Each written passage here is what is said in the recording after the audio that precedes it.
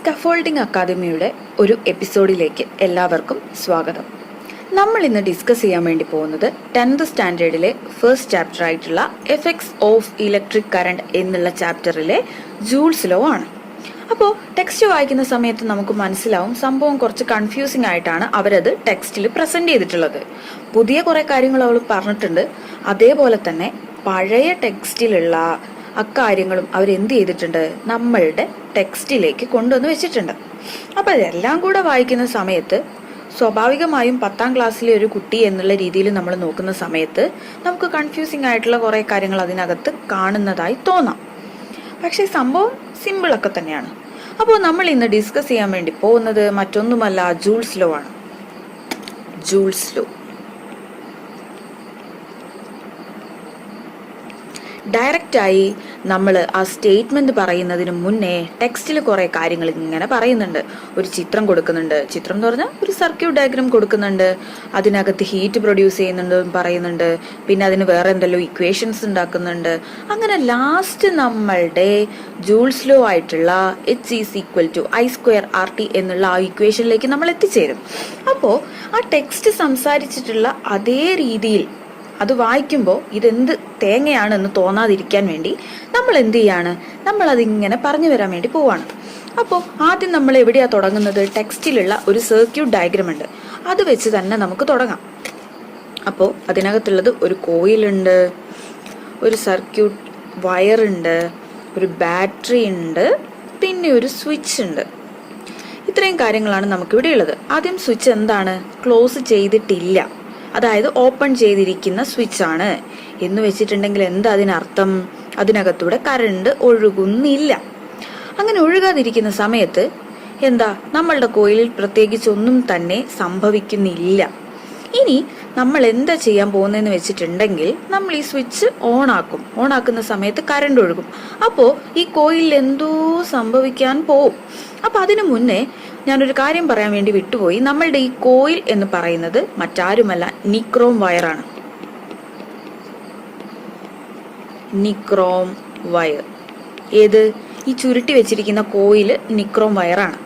ഈ ബാക്കിയുള്ള വയർ എന്ന് പറയുന്നത് കോപ്പറാണ് നമ്മൾ എടുത്തിട്ടുള്ളത്.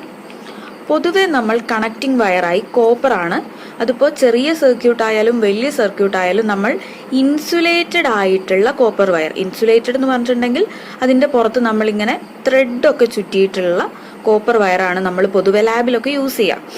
അതെന്തിനു വേണ്ടിയിട്ടാണെന്ന് വെച്ചിട്ടുണ്ടെങ്കിൽ പരസ്പരം ഈ വയറുകൾ തമ്മിൽ ടച്ച് ചെയ്താൽ അവിടെ എന്താവും, ഷോർട്ടാവും. ആ ഒരു സാഹചര്യം ഒഴിവാക്കാൻ വേണ്ടി നമ്മൾ എന്ത് ചെയ്യും, ഇങ്ങനെ ഇൻസുലേറ്റഡ് ആയിട്ടുള്ള കോപ്പർ വയേഴ്സ് ആണ് ഇങ്ങനെ കണക്ഷന് വേണ്ടി നമ്മൾ യൂസ് ചെയ്യാം. അപ്പോൾ അങ്ങനെ നമ്മൾ കോപ്പർ വയറും നിക്രോം വയറൊക്കെ യൂസ് ചെയ്തുകൊണ്ട് ഒരു സർക്യൂട്ട് ഉണ്ടാക്കി വെച്ചു എന്ന് പറഞ്ഞു. നമ്മൾ എന്ത് ചെയ്യാൻ പോവാണ്, നമ്മളുടെ സ്വിച്ചിനെ ക്ലോസ് ചെയ്തു. ക്ലോസ് ചെയ്തെന്ന് പറഞ്ഞിട്ടുണ്ടെങ്കിൽ നമ്മളുടെ സ്വിച്ച് ഓൺ ആക്കി. അപ്പോൾ നമ്മളുടെ സർക്യൂട്ടിലൂടെ കറണ്ട് ഒഴുകി തുടങ്ങിയിരിക്കുകയാണ് മക്കളെ. കുറെ സമയം ഇങ്ങനെ കറണ്ട് ഇങ്ങനെ ഒഴുകിക്കൊണ്ടിരുന്ന് കഴിഞ്ഞാൽ എന്ത് സംഭവിക്കും, കുറെ കഴിയുമ്പം സ്വാഭാവികമായിട്ടും നമുക്ക് കാണാൻ വേണ്ടി പറ്റും, എന്തുവാ, നമ്മളുടെ ഈ ഒരു കോയിലിന്റെ ഉള്ളിൽ ഹീറ്റ് പ്രൊഡ്യൂസ് ചെയ്യുന്നത് നമുക്ക് കാണാൻ വേണ്ടി പറ്റും. അവിടെ ഹീറ്റ് പ്രൊഡ്യൂസ് ചെയ്യുന്നുണ്ട്. അങ്ങനെ ഹീറ്റ് പ്രൊഡ്യൂസ് ചെയ്യുന്നുണ്ട് എന്നുള്ളത് മാത്രമല്ല നമുക്ക് ഒബ്സർവ് ചെയ്യാൻ വേണ്ടി പറ്റുക, നമ്മളുടെ കോപ്പർ വയറിൽ അങ്ങനെ ഹീറ്റ് പ്രൊഡ്യൂസ് ചെയ്യുന്നില്ല. അപ്പോൾ ഇവിടെ നമുക്ക് രണ്ട് കാര്യങ്ങളാണ് ഒബ്സർവ് ചെയ്യാൻ വേണ്ടി പറ്റുന്നത്. ഒന്ന്, നമ്മളുടെ നിക്രോം വയറിൽ ഹീറ്റ് പ്രൊഡ്യൂസ് ചെയ്യുന്നുണ്ട്. അതേപോലെ നമ്മളുടെ കോപ്പർ വയറിൽ ഹീറ്റ് പ്രൊഡ്യൂസ് ചെയ്യുന്നില്ല. നമ്മൾ ഈ നിക്രോം വയറിനെ കമ്പയർ ചെയ്തിട്ടാണ് പറയുന്നത്. സ്വാഭാവികമായും ഏതൊരു സർക്യൂട്ടിലൂടെയും കറണ്ട് ഒഴുകുന്ന സമയത്ത് ചെറിയൊരു ശതമാനം അവിടെ ഹീറ്റായി ലോസ് ഡെഫിനറ്റ് ആയിട്ടും ലോസ് ആവുന്നുണ്ട്. നമ്മളിവിടെ ആരെ വെച്ചാ പറയുന്നത്, നിക്രോം വയറിനെ വെച്ച് നോക്കുമ്പോൾ കോപ്പർ വയറിൽ ഹീറ്റ് ലോസ് ഇല്ല. നമ്മൾ ആ ഒരു റിലേറ്റീവ് ആയിട്ടാണ് പറയുന്നത്. അപ്പൊ നിങ്ങൾ എന്ത് മനസ്സിലാക്കുക, ചെറിയ രീതിയിൽ കോപ്പറിലൂടെ ഉണ്ട്, എന്നാലും നമ്മളുടെ നിക്രോം വയറിൽ നല്ല രീതിയിൽ ചൂടാവുന്നുണ്ട്. അപ്പോൾ നമ്മളുടെ ടെക്സ്റ്റിൽ പിന്നീട് സംസാരിക്കുന്നത് അത്രയും എന്താണ്, ഈ ഉണ്ടാവുന്ന ഹീറ്റ് എത്രയാണ്, ഇവിടെ ഉണ്ടാവുന്ന ഹീറ്റ് എത്രയാണ്, എത്ര ക്വാണ്ടിറ്റി ഹീറ്റ് അവിടെ പ്രൊഡ്യൂസ് ചെയ്യുന്നുണ്ട് എന്നുള്ളതാണ് നമ്മൾ പിന്നീട് അങ്ങോട്ട് ആ ടെക്സ്റ്റിൽ കാണാൻ വേണ്ടി സാധിക്കുന്നത്. അപ്പം നമുക്ക് നോക്കാലോ. ഇനി ഞാൻ ചെയ്യാൻ വേണ്ടി പോകുന്നത് നമ്മളുടെ ഈ ഒരു നിക്രോം വയർ എന്നുള്ള ആ ഒരു കോയിൽ എന്താണ് ശരിക്ക് ഒരു റെസിസ്റ്റൻസ് ആണ്. ഒരു റെസിസ്റ്റൻസിനെ റെപ്രസെന്റ് ചെയ്തുകൊണ്ട് നമ്മളിങ്ങനെ കോയിലാക്കി വരച്ചിരിക്കുകയാണ്. അപ്പോൾ ആ ഒരു നിക്രോം വയറിന്റെ കോയിലിന്റെ ഉള്ളിൽ എന്തുണ്ട്? റെസിസ്റ്റൻസ് ഉണ്ട്. അതുകൊണ്ട് തന്നെ നമ്മൾ അതിനെ ആ ഒരു സർക്യൂട്ട് ഡയഗ്രത്തിനെ റെസിസ്റ്റൻസ് വെച്ച് റീപ്ലേസ് ചെയ്തുകൊണ്ട് ഒരു ചിത്രം വരയ്ക്കാൻ വേണ്ടി പോവാണ്. അപ്പോൾ നമ്മൾ നോക്കുകയാണ്. നമ്മളൊരു റെസിസ്റ്റൻസ് കൊടുത്തു. അതിനുശേഷം നമ്മൾ എന്ത് ചെയ്തു? Sorry, I can't tell what speak you are referring to.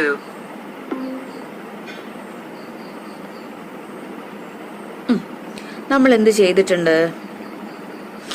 ആ ഒരു കോയിലിനെ നമ്മൾ ഒരു റെസിസ്റ്റൻസ് യൂസ് ചെയ്തുകൊണ്ട് റീപ്ലേസ് ചെയ്ത് നമ്മളുടെ സർക്യൂട്ട് ഡയഗ്രം വരയ്ക്കുകയാണ്. അങ്ങനെ വരച്ച് കഴിഞ്ഞാൽ നമുക്ക് ഇങ്ങനെ കാണാൻ വേണ്ടി പറ്റും. നമ്മളുടെ സ്വിച്ച് ഇപ്പോഴും ക്ലോസ് ആണ്, കറണ്ട് ഒഴുകുന്നുണ്ട്. ഓക്കെ, ഇനി ഞാൻ ചെയ്യാൻ പോകുന്നത് ഇതാണ്. നമ്മളുടെ റെസിസ്റ്റൻസിന് പാരലലായി ഞാനൊരു വോൾട്ട് മീറ്റർ കണക്ട് ചെയ്തു. നമ്മൾ വോൾട്ട് മീറ്റർ എപ്പോഴും ഏതിനാണോ നമ്മൾ കണക്ട് ചെയ്യുന്നത് അതിന് പാരലലായിട്ടാണ് നമ്മൾ വോൾട്ട് മീറ്റർ കണക്ട് ചെയ്യേണ്ടത്. അത് നമ്മൾ വോൾട്ട് മീറ്റർ പഠിക്കുന്ന സമയത്ത് നമ്മൾ പറയുന്നുണ്ട്. വോൾട്ട് മീറ്റർ എങ്ങനെയാണ്? Parallel. Volt meter parallel, volt meter parallel. അങ്ങനെ വോൾട്ട് മീറ്റർ പാരലൽ ആയിട്ടാണ് നമ്മൾ കണക്ട് ചെയ്യുന്നത്. ഇനി ഞാൻ അമ്മീറ്ററിനെ നമ്മളുടെ സർക്യൂട്ടിൽ സീരീസ് ആയിട്ട് കണക്ട് ചെയ്തു. അമ്മീറ്ററിനെ നമ്മൾ എങ്ങനെയാണ് കണക്ട് ചെയ്യേണ്ടത്? സീരീസ് ആയിട്ടാണ് കണക്ട് ചെയ്യേണ്ടത്. അമ്മീറ്ററിനെ നമ്മൾ സീരീസ് ആയിട്ടാണ് കണക്ട് ചെയ്യേണ്ടത്. അങ്ങനെ നമ്മൾ അമ്മീറ്ററിനെ നമ്മൾ സീരീസ് ആയി കണക്ട് ചെയ്യുന്നു, വോൾട്ട് മീറ്ററിനെ നമ്മൾ പാരലലായി കണക്ട് ചെയ്യുന്നു. അങ്ങനെ നമ്മൾ രണ്ടിനെയും ഈ ഒരു സർക്യൂട്ടിൽ കണക്ട് ചെയ്തുകൊണ്ട് നമ്മൾ എന്ത് കാണാൻ വേണ്ടി പോവാണ്? ഇവിടെയുള്ള ബാറ്ററി കൊടുക്കുന്ന പവർ എത്രയാണെന്ന് കാണാൻ വേണ്ടി പോവാണ്. അപ്പോൾ ഇനി ഞാൻ എഴുതാൻ വേണ്ടി പോകുന്നത് പവർ ഓഫ് ബാറ്ററി. അതായത് ഞാനിവിടെ കണക്ട് ചെയ്തിട്ടില്ലേ ഒരു ബാറ്ററി ഇല്ലേ, അതിൻ്റെ പവറാണ് കാണാൻ വേണ്ടി പോകുന്നത്. നോർമലി പവറിന്റെ ഇക്വേഷൻ എന്താണ്? Power is equal to work done by time. അതായത് ഒരു നിശ്ചിത സമയത്തിനുള്ളിൽ നമ്മൾ ചെയ്യുന്ന പ്രവൃത്തിയെയാണ് നമ്മൾ പവർ എന്ന് പറയുന്നത്. അപ്പോൾ ഇവിടെ നമ്മൾ ഉദ്ദേശിക്കുന്ന വർക്ക് എന്താണ്? ഇലക്ട്രിക്കൽ വർക്കാണ്. അപ്പോൾ ഒരു നിശ്ചിത സമയത്തിനുള്ളിൽ അവിടെ നടക്കുന്ന വർക്ക് എത്രയാണോ അതാണ് പവർ. ഇവിടെ നമ്മൾ സംസാരിക്കുന്നത് നോർമലി ഉള്ള ആ ഒരു മെക്കാനിക്കൽ പവർ അല്ല, പകരം ഇലക്ട്രിക്കൽ ആയിട്ടുള്ള ഈ ഒരു സർക്യൂട്ടിൽ നടക്കുന്ന പവറിനെ കുറിച്ചാണ് നമ്മൾ സംസാരിക്കുന്നത്. അതായത് ആ ബാറ്ററിയുടെ ഉള്ളിലുള്ള പവർ, അതിനെയാണ് നമ്മൾ സംസാരിക്കുന്നത്. അപ്പോൾ ഞാൻ അതിനെ ഇങ്ങനെ എഴുതാണ്. P is equal to W/T. ഒന്നുമില്ല, നമ്മൾ എന്ത് ചെയ്തു? ഈ വർക്ക് ഡൺ ബൈ ടൈം എന്നുള്ളതിനെ വേരിയബിൾസ് യൂസ് ചെയ്തുകൊണ്ടൊന്ന് ജസ്റ്റ് എഴുതി കാണിക്കുന്നു. ഇനി നമ്മളുടെ വർക്ക് ഡൺ എന്ന് പറയുന്നത് എന്താണ്? വോൾട്ടേജ് ഇൻറ്റു ചാർജ് ആണ്. വർക്ക് ഡൺ എന്ന് പറയുന്നത് വോൾട്ടേജ് ഇൻറ്റു ചാർജ് ആണ്.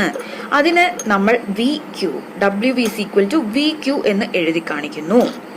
ഇനി ഈ ഒരു W is equal to VQ എന്നുള്ള സാധനത്തിനെ നമ്മളുടെ ആദ്യത്തെ ഇക്വേഷൻ 1ലേക്ക് കൊണ്ടുപോയി ഇടുകയാണ്. അതായത് ഇക്വേഷൻ 2 ഇൻ ഇക്വേഷൻ 1. ഇക്വേഷൻ 2നെ ഞാൻ ഇക്വേഷൻ 1ലേക്ക് കൊടുത്തു കഴിഞ്ഞാൽ നമുക്ക് ഇങ്ങനെ കിട്ടും. നമുക്ക് എങ്ങനെ കിട്ടും? ഇങ്ങോട്ട് നോക്കിയോ.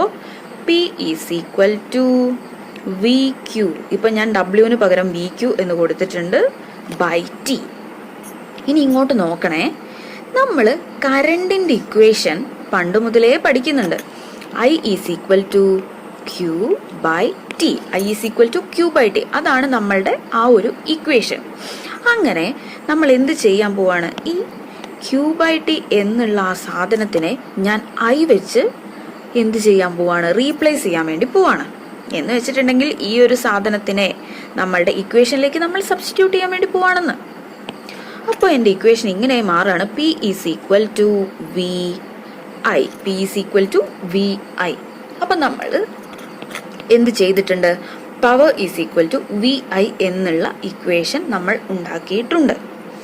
എന്ന് വെച്ചിട്ടുണ്ടെങ്കിൽ എന്താണ്? ഒരു സെക്കൻഡിൽ അവിടെ ഉണ്ടാവുന്ന പവർ, നമ്മളുടെ ബാറ്ററിയുടെ ഉള്ളിൽ ഒരു സെക്കൻഡിൽ ഉണ്ടാവുന്ന 1 സെക്കൻഡിൽ ഉണ്ടാവുന്ന പവർ ആണെന്ത്? VI. അതൊക്കെ അല്ലേ? ഇനി ഒരു സെക്കൻഡിലുള്ളതാണെങ്കിൽ നമുക്ക് എന്ത് ചെയ്യണം? ഇനി T സെക്കൻഡ്, അതിനിപ്പോൾ 1 സെക്കൻഡ് മാത്രമായിരിക്കും, ചിലപ്പോൾ 2 സെക്കൻഡ് ഉണ്ടാവാം, 3 സെക്കൻഡ് ഉണ്ടാവാം, 4 സെക്കൻഡ് ഉണ്ടാവാം, 5 സെക്കൻഡ് ഉണ്ടാവാം, പല പല പല പല സെക്കൻഡുകൾ ഉണ്ടാവാം. അതുകൊണ്ട് തന്നെ നമ്മൾ ജനറലായി എന്ത് ചെയ്യും? അതിനെ T സെക്കൻഡ് എന്ന് പറയുന്നു. അതായത് അത് ഏതും ആവാം. T is a variable and we can replace this T by any number. ഏത് നമ്പർ നമുക്ക് അവിടെ കൊടുക്കാം. അപ്പോ എന്തായി? നമ്മൾ ഈ ഇക്വേഷന്റെ Pന്റെ കൂടെ T മൾട്ടിപ്ലൈ ചെയ്ത് കഴിഞ്ഞാൽ അത് ആ ഒരു ടൈമിലേക്കായി മാറി. അതായത് ഇവിടെ 1 കൊടുത്ത കേസാണ് മുകളിൽ ഇവിടെ നമ്മളിപ്പോൾ ഓൾറെഡി കൊടുത്തിരിക്കുന്നത്. 1 second P is equal to 1. അതുകൊണ്ടാണ് Pന്റെ കൂടെ Tനെ കാണാത്തത്. ഇനി T2 ആണ്, അതായത് 2 സെക്കൻഡ് സമയത്ത് ആണെങ്കിൽ എന്ത് ചെയ്യണം? നമ്മൾ ആ പവറിന്റെ കൂടെ Tനെ മൾട്ടിപ്ലൈ ചെയ്യണം. So I can write here VIT. So this is the equation for what? For the energy supplied by battery. Battery കൊടുക്കുന്ന എനർജി. ഇങ്ങോട്ട് നോക്കണേ, നമ്മളുടെ ബാറ്ററി കൊടുക്കുന്ന എനർജി എന്ന് പറയുന്നത് ശരിക്കും എന്താണ്? ആ ഒരു എനർജിയാണ് നമ്മളുടെ ഈ ഒരു സർക്യൂട്ടിലൂടെ പോയി ഇവിടെ ഇങ്ങനെ ഹീറ്റായി പുറത്തേക്ക് വരുന്നത്. സോ ആ നമ്മളുടെ ബാറ്ററി കൊടുക്കുന്ന ആ ഒരു എനർജി, ആ ഒരു പവർ ആണ് എന്ത്? അവിടെ ഹീറ്റായിട്ട് മാറുന്നത്.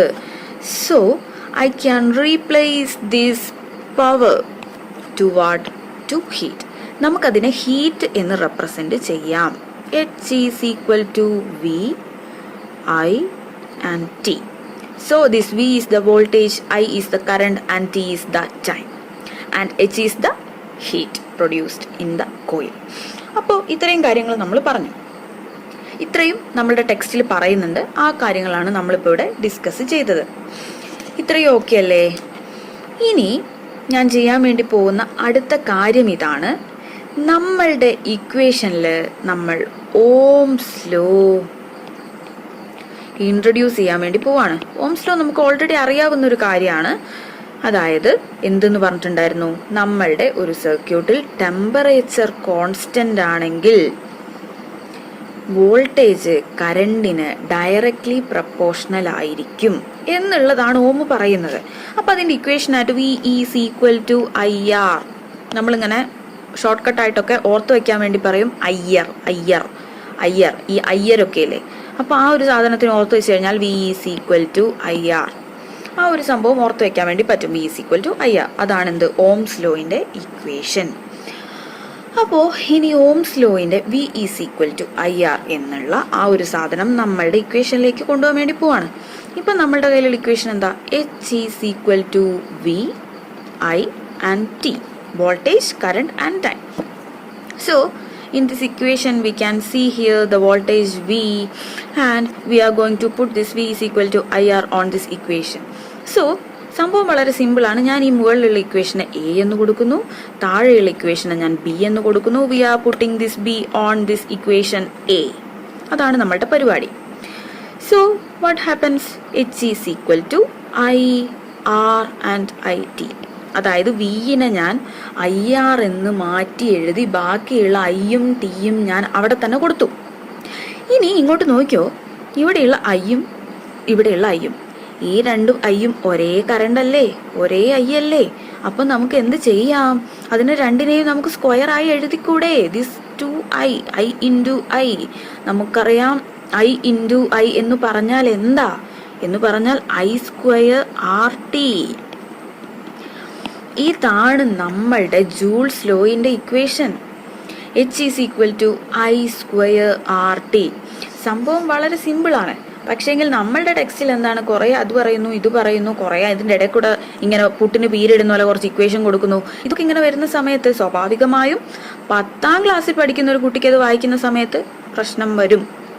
അപ്പൊ അങ്ങനെ വരുന്ന സാധനത്തിന് നമ്മൾ സിംപ്ലിഫൈ ചെയ്യാണ് ഇവിടെ ചെയ്തിട്ടുള്ളത്. സോ അങ്ങനെ വന്ന സമയത്തുള്ള ആ ഒരു ഹീറ്റ്, ഏത് ഹീറ്റ്? ടെക്സ്റ്റ് വായിച്ചപ്പം വന്ന ഹീറ്റ് അല്ല, നമ്മളുടെ കോയിലിന്റെ ഉള്ളിൽ പ്രൊഡ്യൂസ് ചെയ്ത ഹീറ്റ്. ആ ഹീറ്റിൻ്റെ amount കാണാനുള്ളതാണ് H=I²RT. So this I is the current, this R is the resistance and this T is the time that current is flowing through the circuit.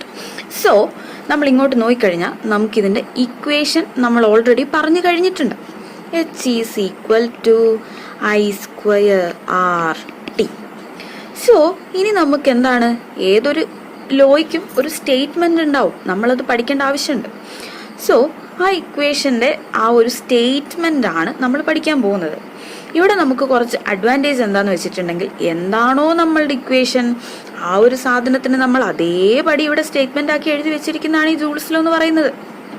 അപ്പം ഇങ്ങോട്ട് നോക്കിയോ, ദ ഹീറ്റ് ജനറേറ്റഡ് എന്ന് വെച്ചിട്ടുണ്ടെങ്കിൽ ഇവിടെ ഉണ്ടായിട്ടുള്ള heat എവിടെ, നമ്മളുടെ ആ ഒരു സർക്യൂട്ടിൽ എവിടെയാണോ കറണ്ട് ഫ്ലോ ചെയ്യുന്നത്, ഇന്നേ കറണ്ട് ക്യാരിയിങ് കണ്ടക്ടർ, ഒരു കണ്ടക്ടറിൻ്റെ ഉള്ളിൽ കറണ്ട് ഫ്ലോ ചെയ്യുന്ന സമയത്ത് അവിടെ എന്തുണ്ടാവുന്നുണ്ട്, അവിടെ ഹീറ്റ് ജനറേറ്റ് ചെയ്യുന്നുണ്ട്. ആ ഉണ്ടാവുന്ന ഹീറ്റ് എന്താണ്, ഡയറക്ട്ലി പ്രപ്പോർഷണൽ. അതെന്താണ്, ഡയറക്ട്ലി പ്രപ്പോർഷണൽ ആണ്. Directly proportional to the product of the square of the current. അവിടെ എന്താണ്, കുറേ സാധനങ്ങളുണ്ട്. ഒന്ന് കറണ്ടിൻ്റെ സ്ക്വയർ, അതിൻ്റെ പ്രൊഡക്റ്റ് എന്ന് പറഞ്ഞാൽ മൾട്ടിപ്ലൈ, എന്തിൻ്റെ ബാക്കി എന്താ, in conductor, the resistance of the conductor. പിന്നെ അടുത്ത ടേം വരുന്നു ഇൻറ്റു ആർ. ഇനി അത് കഴിഞ്ഞ് എന്താ ഉള്ളത്, and the time of flow of current into T. അപ്പോൾ ഈ ഒരു സ്റ്റേറ്റ്മെന്റിൽ പറയുന്നത്, ഒരു സർക്യൂട്ടിലൂടെ കറണ്ട് ഫ്ലോ ചെയ്യുന്നു. അങ്ങനെ ഫ്ലോ ചെയ്യുന്ന സമയത്ത് അവിടെ ഹീറ്റ് ഉണ്ടാവുന്നു, രണ്ടാമത് പറഞ്ഞ കാര്യം.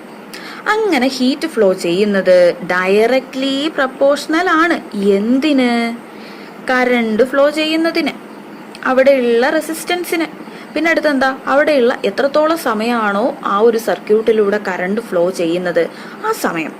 ഇതിൻ്റെ മൂന്നിൻ്റെയും കൂടെ പ്രൊഡക്റ്റ് ആണ് അവിടെ ഉണ്ടാവുന്ന ഹീറ്റ് എന്നാണ് ജൂൾ പറഞ്ഞിരിക്കുന്നത്. വളരെ സിമ്പിളായി പറഞ്ഞാൽ അതാണ്. അപ്പോൾ എനിക്കിത് ഓരോന്നായിട്ട് ഇങ്ങനെ എഴുതാം. H is directly proportional to I². R is directly proportional to what? H is directly proportional to R. തിരിച്ചെഴുതാം മറിച്ചെഴുതാം കുഴപ്പമൊന്നുമില്ല. അപ്പോൾ H is proportional to I², directly proportional to I². പിന്നെ അതേപോലെ H is directly proportional to R and H is directly proportional to T. ഇങ്ങനെ മൂന്ന് കാര്യങ്ങളാണുള്ളത്. H is directly proportional to I അല്ല, I² ആണ്. അപ്പോൾ ഇങ്ങനെ മൂന്ന് കാര്യങ്ങൾ നമ്മളുടെ കയ്യിൽ ഉണ്ട്. അപ്പോൾ ഇതിൻ്റെ പ്രപ്പോർഷണാലിറ്റി നമ്മൾ എഴുതുകയാണെങ്കിൽ ഇങ്ങനെയാണ് എഴുതുക. H is directly proportional to I².